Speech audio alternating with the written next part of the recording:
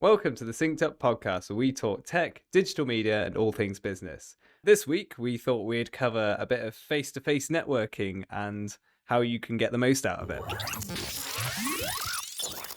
So, Matthew, what have you been up to this week? Well, Joshua, I'm glad you asked. No, we're always going to do this. It's been a busy week, to be honest. Both inside and outside of work. Both of my kids have decided they want to be superstar YouTubers.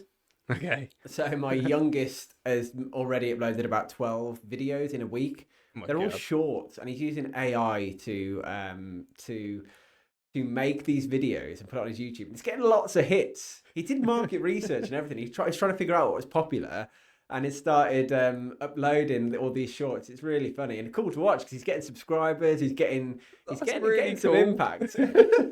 I'll show you after there. Yeah. But yeah, it is really cool. From like training's been all over the place because Sarah had to work in. I think she had to go to like Liverpool on a key day for me, which just blew the rest of the week apart, which is still affected today for being Friday, where Friday is normally a more chilled day. It's just been back to back to back with everything. But from a work perspective, I had two separate companies want me to do a bit of a one-off work to improve their email deliverability. So they were both in Google, and they both had kind of set it up themselves, but weren't 100% sure if they'd done it correctly. Both were definitely had opportunities to improve it. And to be honest, in most setups I look at, there is that opportunity to improve email deliverability. There's some security protocols and mail authentication protocols you can put in place that really do help with that sort of thing. And then I've just got a ever-growing list of opportunities to quote for, work that looks like it's going to come off, potential clients that want some help and management, and yeah, it's crazy at the moment, which is Full good. sort of pipeline going on right there. Like, Yeah, both inside of work, outside of work. Oh, and also I've been really enjoying playing Risk on the, which is just it is originally a board game, but Yeah. you can play it on the computer and you can play it on your phone. So I'm doing that a little bit as well, which I'm getting quite a lot of enjoyment out of. So yeah, I don't know, like I'm busy on all senses of the word. So yeah. but I feel like I'm kind of still in control of it. But anything else that happens will just tip me out of balance, and I'll cry. It's just too much going. Yeah. How about you? So, yeah, business-wise, I've been doing lots and lots of networking, which is sort of why this has been prompted. Yeah. It felt like sort of an appropriate time to cover it. And then outside of work, as well, on the weekend, finally, for people who know running, I finally broke the sub 20 for a 5K, that's big. That was big for me. That was probably the biggest milestone that I was going to try and achieve. Yeah. I was sort of hoping that I knew it was going to be close to this sort of time of year. I was maybe thinking, maybe I'll get it at the end of 2025, but no, I'm really happy. What was your official time? Do you remember? It was 1957, I think. Yeah. It was 3 seconds in it. Can I just say as well, Yeah. you know what's coming. I know. I paced Josh to this. So I ran it with him, and I was being such a cheerleader and screaming at him in the last kilometre that anyone that was near us, including marshals, people walking their baby, with people with prams and dogs just doing not parkrun and walking and just enjoying their day, plus the actual people doing the parkour, and everyone started rallying like, "Come on, Josh, you got it!" And Josh looked like the Walking Dead. He was so done from about 3K. I mean, he was breathing hard at 1.5, and I knew he was in for a tough round. It was one of the top most painful ones you've done, wasn't it? Yeah, that probably is the most painful. But when you're that close to it, because obviously you were pacing me, and I know Matt, when he runs, is really good at getting the time pacing right. So Matt is running probably I can tell whether you're sort of trying to pull me on a bit quicker or whether we're at a good pace. And when you're trying to pull me on and I'm already absolutely at my max, but I know that you're like that pace that you're at, which is like 3 steps in front of me, is just where I need to be to get back to it. You're like, I just need to just catch up. I just need to catch up. I didn't know Oh, if we had it yeah. because I felt you like fading at the end. Yeah, I And know. then the moment I knew I had it was when I stopped my watch because I let you go and finish first. Yeah. And I stopped my watch and I knew I'd started it bang on when Mm. they shouted go at the start line. And I looked down and it was 19:59 on Yeah. my watch.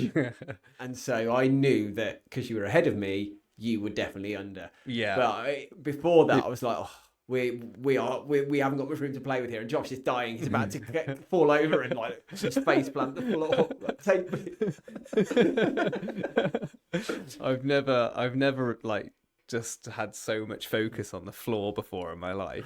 It was literally just like the 4 steps in front of me, and that was all I was looking at for like the entire 20 minutes. I can't remember when we recorded the last podcast because I did High Rocks Manchester on the Friday as well. Yeah, I think we did. I don't know if we covered it in the last. I don't think we did. I don't think we recorded since then. So how did that go? Because it was great. It's annoying. It felt It's like we annoying. did a quicker time than we did. Okay. So I felt like we were close to the hour. Okay, because would have been a great achievement to hit. Because it was pro doubles. Yeah. So it was my only second ever High Rocks pro race. And we got 102.50. I felt like I was redlining in the race. Like I started to fade towards the end. And it's a great run, but wow. 102 in pro though. That's still solid. We were 45th in our age group, but my partner was like 27, so it pulled us down into like the 30 to 34 age group because it averages out your total age or divides it down. Who do you think struggled more, you or your Jordan did. Jordan. Okay. The reason I started struggling is because I was doing a bit more and finishing all the stations, and then I did a bit more on a few of them. I did more on the burpees, and it hurt, and then. And so it started to like snowball a little bit at the end, but it was still great. Still good fun. Epic. So should we dive into this week's topic of the week? So this week we're talking all about networking, face-to-face networking. We both do it. We both work in different circles now with our networking as well. And actually, fun story, when we first met was in a networking group in a Sterling meeting that we both had. Yeah. And that's where that's how we met. Yeah. Yeah, it was that moment of like, that guy's got the same level of energy as me at 6:45 in the morning. Which is like, too many coffees already. Do you know when that was? I know. I think it was 2019. Really? I think did you know me under my previous company? Or Yeah. So that was 2019. I started networking in 2019, and by 2020 I was doing my own business. So yeah, that sounds about right because you weren't there for long because your new business had a slight clash with someone else when you switched, so you couldn't be part of that group anymore. Well, what this week made you think that networking was going to be a good topic for the week? What kind of inspired this week's meeting for you? It's so I've been to a lot of networking events recently, and I noticed there's a difference between people who are like comfortable doing it and people who aren't. And I was just sort of thinking about that like networking journey of like early on when I first started out to how I am now at networking. And I just thought, I bet there's a lot of sort of little snippets of information that I bet people would really sort of love to hear about, just in terms of how I go about, when I enter a room, like what's going through my head. I don't know if I can actually like spill that out. I don't know if it will just come to me. We're gonna try. Well, we're gonna try and extract that stuff. Yeah, we'll see. We'll see if there is some conscious thought going on, or whether it's all just done on it. It's fair to say that we both do quite a bit of networking, and I guess in different ways. It's been very useful and helped with business growth. For me, probably more so than you. I don't know. You can tell me, but or tell the audience, but.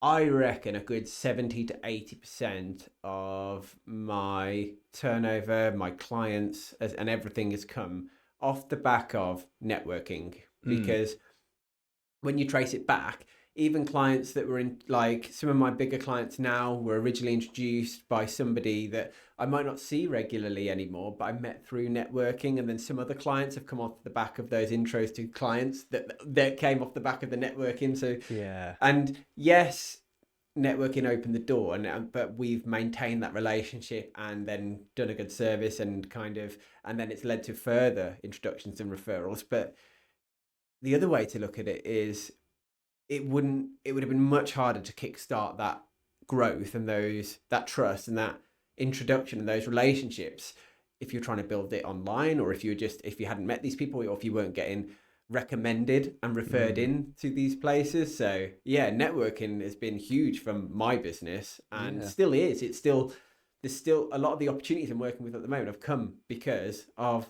networking and people I know. And I think one of the points we should get into is, yes, what do you do when you go to these meetings, and how do you like work with people in the room or similar sectors and that sort of stuff. But also, how does it? How do you? How does the referral networking work as well? How do you build those relationships? Well, I was gonna backtrack a little bit to how I sort of discovered it, because it was sort of by accident, and I'd be interested to know how like what made you go, oh yeah, networking. Let's do it. So for me, it just happened that one of the first commercial jobs I ever did sort of brought me into it. So the guy I did it for was part of a big networking group, and he needed a sub. And this was so early on for me in like my career that when I went, I was like, this is incredible, terrifying, because I was quite a quiet person, so I'm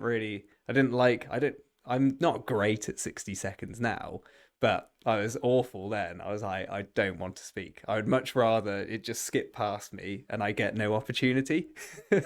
But I think I've seen a good spectrum of your 60 seconds, where one's where you've really nailed it, yeah, you've seen my and worst. one's where you've really just fell to pieces. Yeah, that's a whole different thing as well. With like, this is The psychological side of like there's the it. psychological side of yeah, when it's coming round and when I know it's gonna happen, I'll either be really calm and ready and it'll all just come to me, or I'll have days like today where I can't get my words out and it'll just fall apart within about 10 seconds.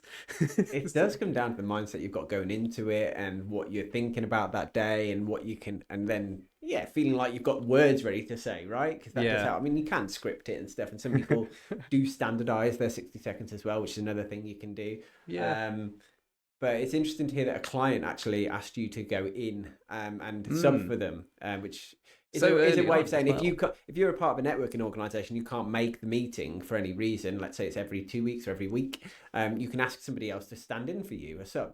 substitute, and they go and represent you. They read out what you were going to say, and they represent you in that meeting, right? And it's a Yeah. good way to introduce people that may normally not network, or to meet. Which is exactly for what happened for me. So I was sort of thrown into the networking world, and having like no knowledge of, I hadn't really thought about how I was marketing or anything.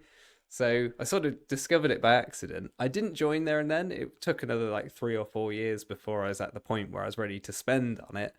But weirdly, right. So when I first had the opportunity to join, I at the time was there was a photographer in the room, and so I was like, right, we're not going to talk about that. And they were like, yeah, you just pick a category, but just make sure you don't talk about the photography side of things, because Yeah, that's her part.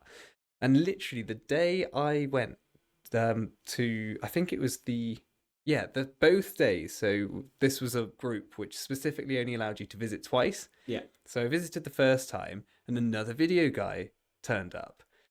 And so anyway, we both had this meeting, and I was like, you know what, I'd really like to come back and see if I want to join this one. So I came back the second time. The same video guy was there again. I was like, right, he's gonna want to lock in. I want to lock in. So I immediately after the meeting, I was like, right, I want to join. And they were like, oh my god, this is crazy, because the other guy's just said he wants to join as well. I Fight. was like, no. And I was like, okay, let's think about this. I was like, at the time I was quite young, and he's like, I don't know, he's probably about 45, I'm gonna guess. So I'm like, he potentially is more established in his career, and I was starting to do drone work, and I thought, well, what if I went in as just drone, and then potentially I could learn some bits off him. And that sort of changed the way I thought about it. And that's what we did. So he went in as the video seat, I went in as drone. And I was like, there's potential to work together as well.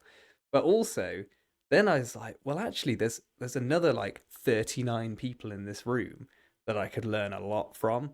So I went in not necessarily just for sort of business, looking for more work. I was like, actually, these are all established businesses.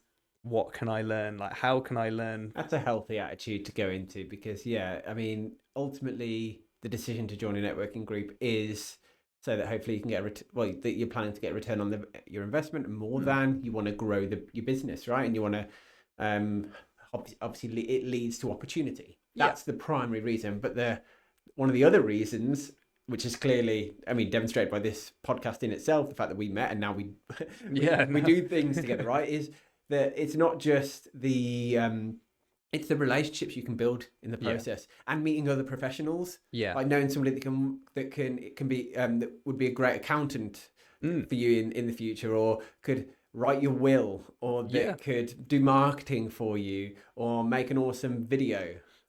For example. Yeah, exactly. And what ends up happening once you've been there a while is you get like a good group of people.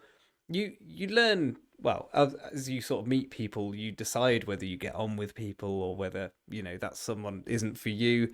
And you start to sort of collect all the people that you really like and get on with into your, like, this group of people that you would happily refer to. So I got on with a plumber really specifically. And this guy is fantastic. And now, if anyone's ever like, oh, I've got an issue, and he does gas as well. So like, if they ever had an issue with like gas or plumbing, I'm like, I know the guy, and I can trust him because I've met him loads of times. He does what he says. He's obviously been in the group for a while, so he's sort of proven that he looks after relationships. So there's all of that side to it as well. It generally, being able to then meet these people, recommend, build relationships, build trust. I want to get into that. But we haven't answered how I got into it. Yeah, right. Okay. I want to know how you got in. I was also kind of thinking to Josh, should I get Josh to throw a 60 seconds out now and watch him squirm and panic? I'm not going to do that because it would. I'm just going to cut it out. I know. Josh is in master control of the edit, so as much as I'd love to do it. So I was in a company that had never really networked before, gone to these networking meetings or exhibitions and stuff like that. It'd never been on the agenda. In fact, the main route to market we had in that company was telemarketing, picking up the phone, bothering people, strong-arming them into letting us come and talk to them, and then why we would be a great fit for their business and so forth. So traditional telemarketing, creating opportunities, sales, door knocking sort of stuff, right? So that's all I'd ever known prior. And then somebody came back to the business that we'd worked with in the past as like a technical manager. Okay. And he had gone and run his own business in the interim. So he'd left, like, let's say 10 years ago. He'd gone, he'd built his own business. He'd then sold that business, and then he came back to work for us. Right. But during that time, he built his business through networking. And so he knew, so this is all around 2019, early 2019. And he said, you guys need to get out networking because it does take a while. It takes a bit of time and effort, and you need to put some, thought and consideration in. But it's a good way to meet other business owners, to meet other business professionals, to get your name known, and to slowly build trust and relationships. Yeah. And I agreed. And I was running the show pretty much in that business at the time. And I was like, no, that sounds good. And he started going to some groups, and he asked me to sub for him a couple of times. So I did. Oh, right. Okay. And I was the guy that was stood there like shaking like a leaf. Prior to that, I hadn't really done any group speaking, public speaking, anything like that. Just out of interest, had you ever had to do had you ever been the one to do like the telemarketing or anything? Yes. Or was that okay? Yeah, so I had telemarketed, so I spoke to people on the phone, but it was about the face-to-face that scared me. Okay, interesting. And it was obviously pre-COVID, based on the timing as well. So I had to go. It was at this. I think we met at this golf club, and I walked in. And it was really intimidating. There was all these other people. I didn't know anybody except Dave, and I clung to him and just followed his lead. And then yeah, people started talking to me, and then I had to get up and do my speech, my 60 seconds, and I'd written it out meticulously, and I stood up with my A4 piece of paper and read it out word for word. Yeah. I think, for context as well, I think it's been about, I think maybe mid 2021 is when I ditched the paper. Maybe even maybe even late 2020 I ditched the paper, and ever since I've never written a script for a 60 seconds again. Okay. So I wing it every time now. I think you started winging it before I did. I don't think I should wing it. But that's a different question. That's a different matter. Yeah. I think it always comes. I think if you want to read from a script, what you should do is do your best to learn it, right? Yeah. And if you can then, and what I've seen people that do the best, by the way, is they'll do the first 20 seconds the same. Yeah. The last 10 or 15 seconds the same, and they'll throw something like, here's what we've been doing this week, or a topic of that day or that month or whatever. So they'll have that standardization. Like, I'm Matt from Cloud Top Technology. We're a specialist IT provider that work on security and take away clients' headaches. So for example, that could be the front bit, the end bit. So if you know anybody that would like to improve their security, or if you know anybody that's looking for a small personalized IT team, we'd be a great introduction. That could be my outro, right? Yeah. So, and the middle bit could be anything. So that kind of works quite well if you're the type that struggles a little bit with what to say, because then all you've got to think about is a topic or something to talk about very quickly in the week. Because if you've got the start and the end bit sort of memorized, if you will. Standardized. That's what I should do, and I do know that, but I haven't gone down that route at all. Some people do it well. You probably can think of the people that do it well because they've got either a strap line or they've got an intro that you could almost repeat. There's probably 5 or 6 people. I'm not going to do it. But there's probably 5 or 6 people I could just spout out there 60 seconds now because I've heard it so many times.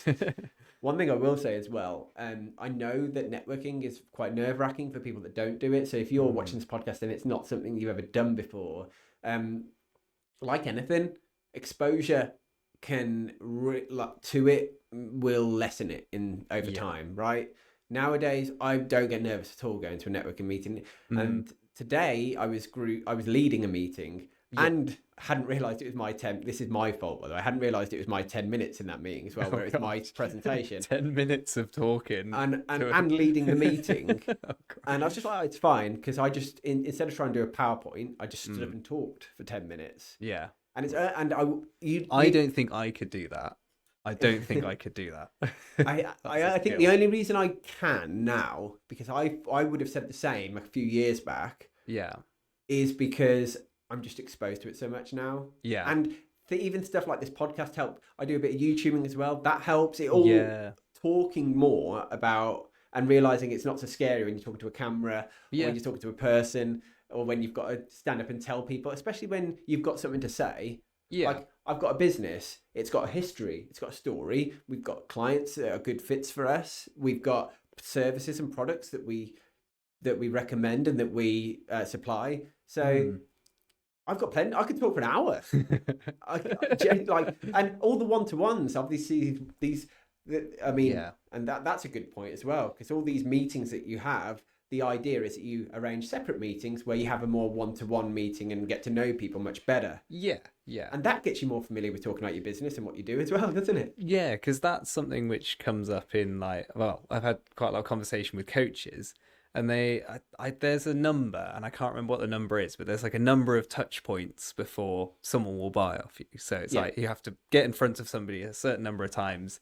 Not that you're not necessarily trying to sell to everyone you meet, by the way. This is more, you need people to understand what it is you do.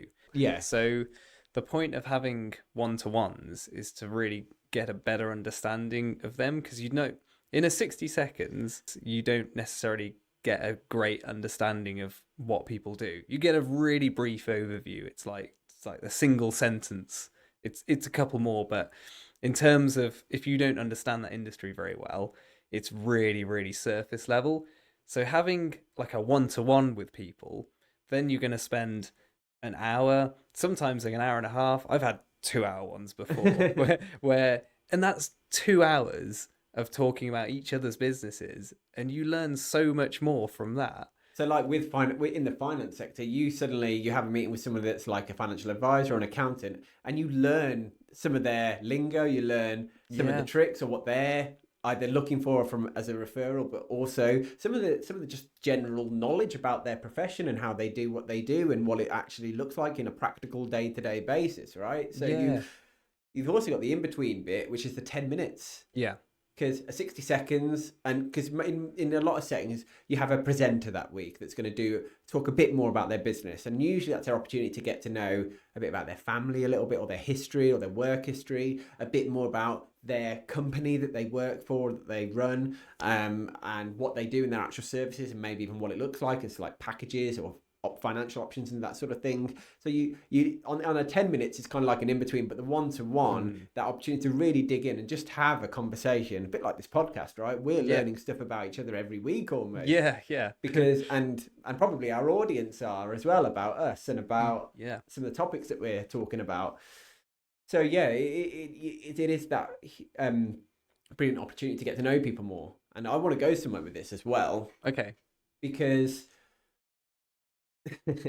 when you network and when you do and get to know people better, it works both ways. You can realize, I don't like you, Very or true. I don't trust you, Yeah. Yeah. Very true. and the Very true. opposite. Yeah.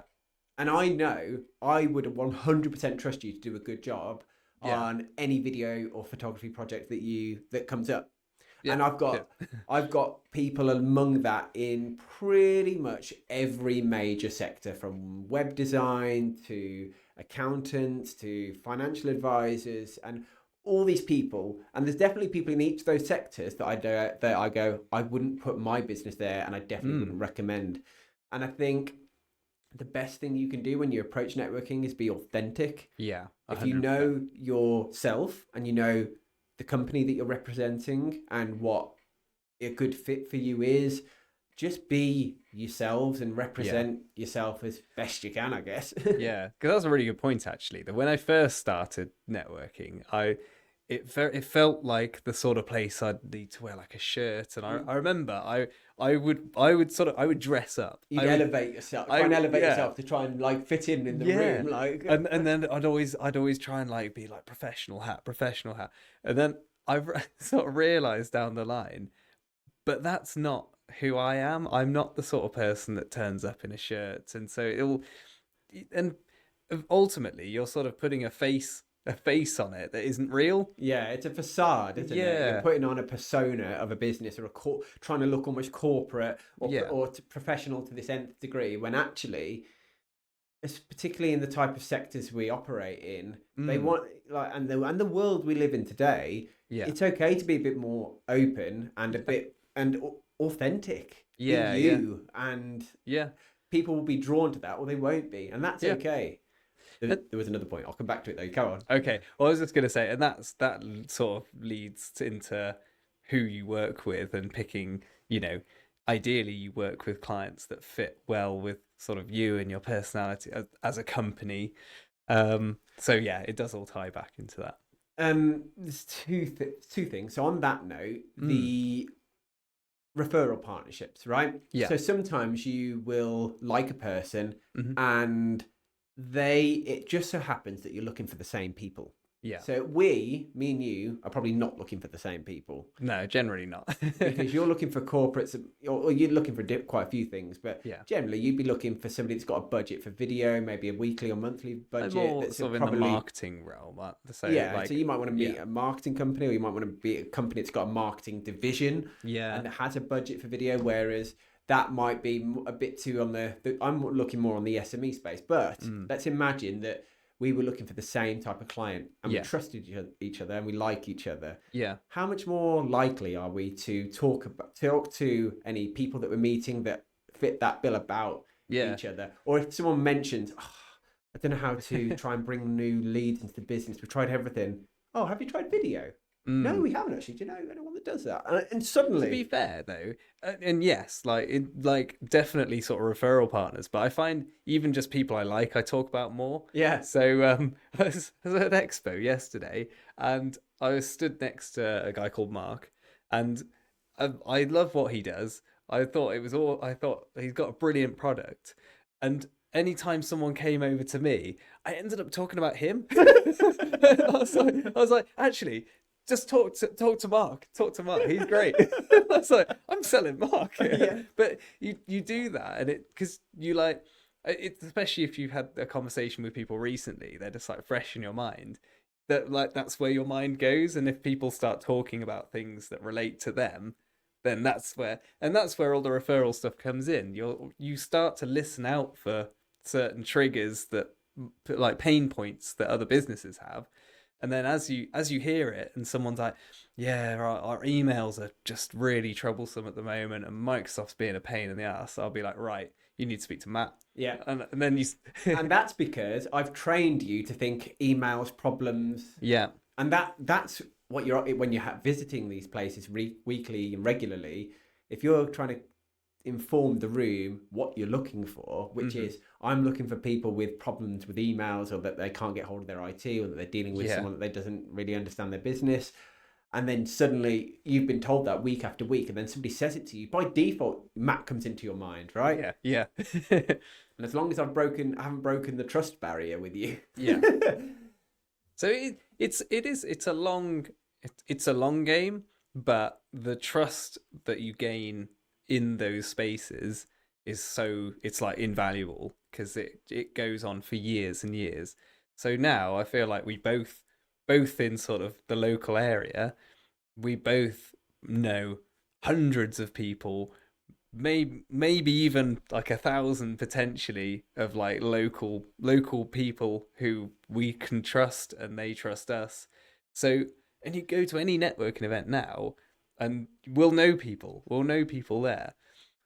On that though, I did go further afield recently, Go and I on. went to a networking event, We're and I talking knew literally, aren't we? You travelled further away. yeah, I basically I went outside of the region, and I My knew God. nobody there.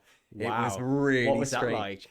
and that's why I wanted to get into this because it was like a reset. It was like wow, this because usually go in and you're like, oh yeah, I know that person, I know that And person. it's easy to go and just talk to those people as well, isn't Yeah, and it? and then because you're talking, other people are sort of like who aren't sure, like come and latch on, and it becomes really easy then. But this was a really Where sort of was it? it was in Leamington Spa, Okay. so Oh, I think I not remember you that saying. far, Yeah. but yeah, it's sort of I went in and I was like, right, Was it a similar format that you got to speak and have a 60 seconds, or was it more of an no, informal? this was more of an event. So this was more of it was a marketing agency running the event, and they were basically doing a like a bit of a talk on AI within marketing. But they'd allowed an hour of space for just open networking at the beginning. So it's all just, there's no sort of formality to it. But walking in the room and there are people already talking, and you're like, how do I start talking to somebody? I've How? got a strategy for that. Well, okay, yeah, let's go. But, I want to hear yours. well, I would normally. You can tell by people's stances if they're trying to have a secret conversation. Yes. But I mean, it sounds stupid, but just walk and stand there. You don't Yeah. even have to look them in the eye. Just walk and stand there, and just try and listen for a second. And you Mm, might find that they suddenly turn to you and say, "Oh, we were just talking about this." yeah. So even if you just position yourself, because it's so Hmm. easy to walk into a room, go, "I don't know anybody. I'm going to go sit down there Yeah. and get my computer out, my phone out, right?" Yeah. Or just go and stand by the coffee machine and just, and that's okay. That's a Yeah. good actually distraction actually at the start of me to go find a drink, Yeah. go assess the surroundings. But I think actually if you don't know anybody, just Mm, go and stand near some people, yeah. listen, and you'll probably find an opening, or that you'll be given one Yeah. more often than you think. Yeah, people are very good at like if you go to networking a lot, you look out for those people and you try and include them because ultimately you want to hear what they've got to say as Yeah. well. So yeah, people want you. They want to talk to you. My tactic was because I hate doing the sort of awkward stand there and it just isn't like you're just sort of like, this isn't really what I do. I'm engaged. Go on. So What do you do? well, it didn't even.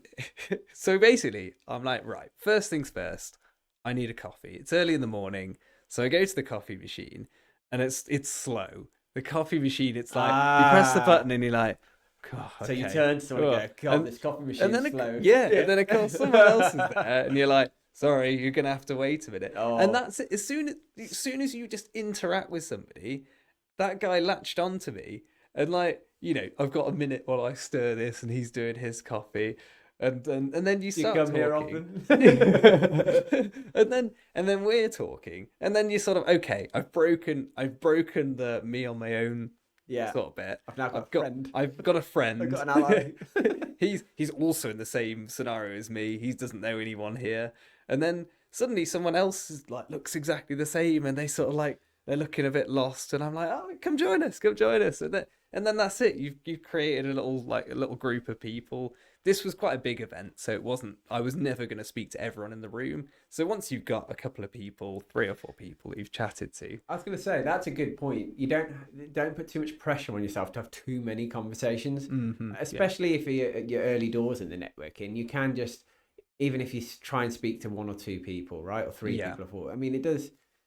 You after you've done it a few times and you realise I don't want to go to a 2 hour event and speak to 2 people. yeah. Ideally, I'd like to a few more people to know who I am, what I do. But like, if you've still got those nerves and you Mm. like, The big thing for me when it comes to nerves is I get really sort of like scatterbrain. So I completely I forget to do all of the basic things.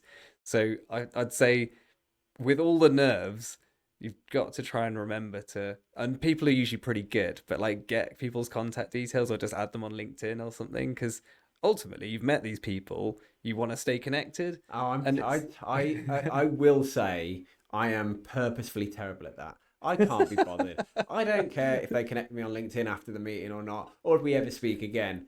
wow, I'm madness. I'm probably not the Okay. best advocate for that. However, I do know that if I see naturally, if I keep doing networking, I will see people again, and it's a second or third conversation and sometimes then it can naturally lead to an opportunity of, oh, I had a client that was talking about that the other day, or oh, Mm. how did you? I've got this scenario. How would you do?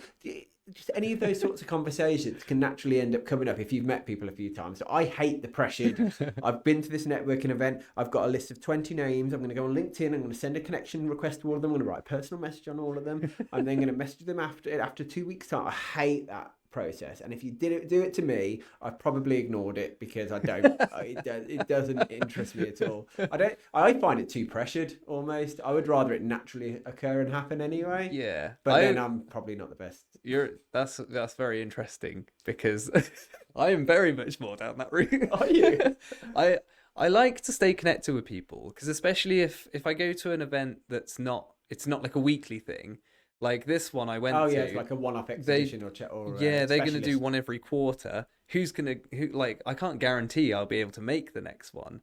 So if we're talking about meeting them 3 or 4 times, I that's next year. Oh, a little tip I do have actually. If you're ever at one of these things and you take a business card from someone, you have a chat with that person, Mm, and it seemed to go somewhere. yeah, What you could always do is like either do it after or find an opportunity to do it during. Just get a pen, yeah, take that business card and write cryptic notes on it yeah, yeah, about yeah. that person. We spoke about this project, or said I was going to email him, or do you know what I mean? Just Yeah. write something on there and then put it in either a different pocket or something there. You can go, this is Different pocket.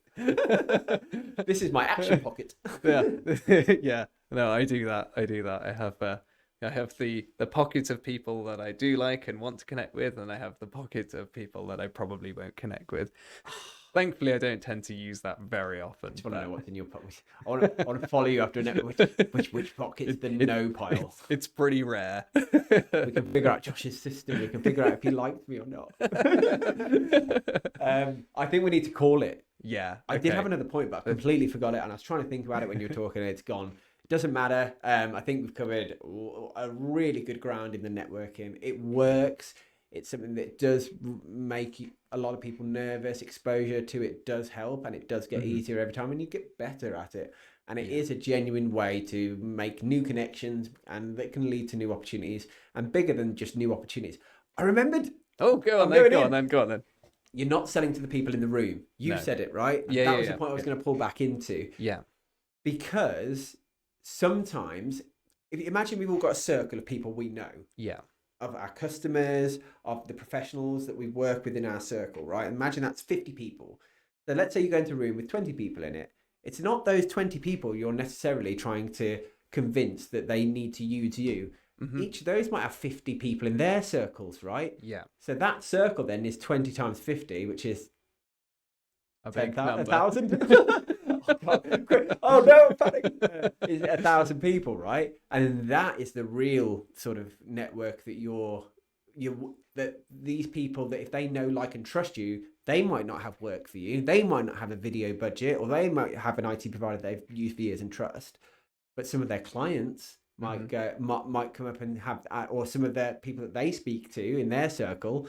And that's the real thing, that you're not necessarily just selling to that person that's sat near you in that networking meeting. Yeah. You're just trying to come across as your authentic self, represent your business and who you are and what you do well and what you're looking for.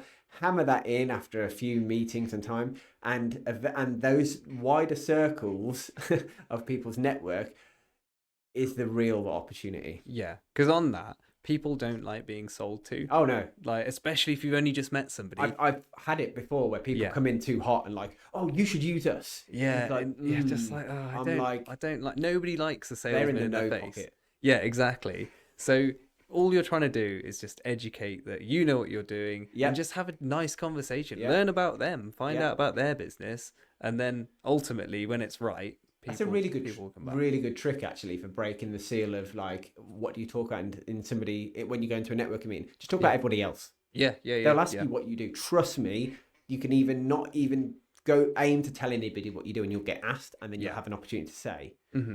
Just focus on what they do. What's your kind of client, or Be who are you looking for? Yeah, be interested. Because everyone has a story, and it's just it is interesting to learn what they're going to say. Be interested. Be interested. On that note, let's go to the questions. Right, it is question time. And if you want to get in touch and ask us some questions, the email address has been on the screen the whole time, podcast@synced-up.co.uk. Fire them in, it's going to make it. So, yeah, any questions, ping them over. We've got a couple. Josh can ask one, I'm going to ask one. I know we're a bit tight on time, and we're running out of time because we don't want these videos to be multiple hours long. Yeah, exactly. Do you want me to go first, or do you want to go first? I'll go first. All right. So, bit of a silly one, but how much coffee is too much coffee in a day? How many too many coffees? I've learned the hard way. Too much coffee can lead to bad situations in all aspects. I don't know. If I have more than like 3 biggies. Okay. So when I say biggies, like a Costa large or a Starbucks large latte kind of thing. I know, but a lot of people drink 5, 6, 7. There's a point where that amount of caffeine is ultimately bad for you. It affects your heart. It can overload your system, and you can become. I don't know if you can get fully addicted to caffeine. Well, I think you can get addicted to caffeine, but I try to limit the amount I have. When I'm at home, I don't drink it so much anymore. Mm-hmm. I might have 1 cup of tea, and I usually like drink 2/3 of it, and then just like, it's too cold now. I can't be bothered. Yeah, forget about it. Yeah, leave it. But I am a real bad boy for Carry for having a Costa out and about. Honestly, I have a problem, and my wife reminds me of it. But I like this morning. Okay, I went and did my run. Yeah, it was I got up at 7. Was at the track Pitchcroft for 8, and was did my horrible run. Immediately drove to Costa, all day breakfast wrap, large caramel latte. Whoa, happy boy. And then I came here. I don't know if you know I was here earlier. Yeah, I did. I came and showered. I saw the state of the desk. Sorry, man. Because I then had to go to this meeting, but Josh got a shower over there, and I came, just abused his desk, sent a couple of emails, helped himself to everything. There was a pack of biscuits on the side. Sorry. Yeah, that's fine. They needed to go. Oh God, you're finding more of this information out on the question time than in the actual intro. Yeah. Okay, Josh. So The question is, would you rather have £10 million ARR, which is annual recurring revenue, Okay. or a sub 2:30 marathon? Because how Although, much of a difference it would make, I think I would go with the 10 million. It's kind mate, of a no one's choosing a sub 2:30 10 million annual recurring revenue. yeah. I mean, even if you're making 5% profit, you're in a 500 grand. Have I done that right? Yeah, you make But question though, real quick question. So what's the record for a marathon? Is it record sub world 2:30? Yeah, yeah. What's the world like record? 2:01. Okay, so you're not 2:30 really is in not even sponsorship. 2:30 is not even in sponsorship realm. You have Uh, to be sub to like 2:15 okay, really for proper. Sub yeah. elite is around 2:20, And assuming by the 2:25. rules of this, then like I might not necessarily even improve on 2:30. I've just happened to be able to get just sub 2:30. Dave thought I reckon Dave actually thought I might end up going like, nah, I'm taking the money, Yeah, baby.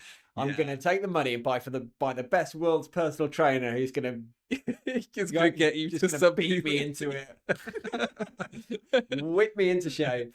Yeah. Nah, 10 million Agreed. 10 million revenue is just too much to turn down. Because even if you're a complete leaky bucket unprofitable, that's a lot of money. Yeah. And you can in both of our industries, I think of how much good you can do. Oh yeah, I'd love the opportunity if money wasn't an issue, because that's always the thing. Like you could just go full passion, can't Yeah. you? You can just go full passion. If you get an idea in your head and you're like, I want to see what I can do with that, you can just do it. There's no restrictions. Yeah, we'll take the 10 million, thank you.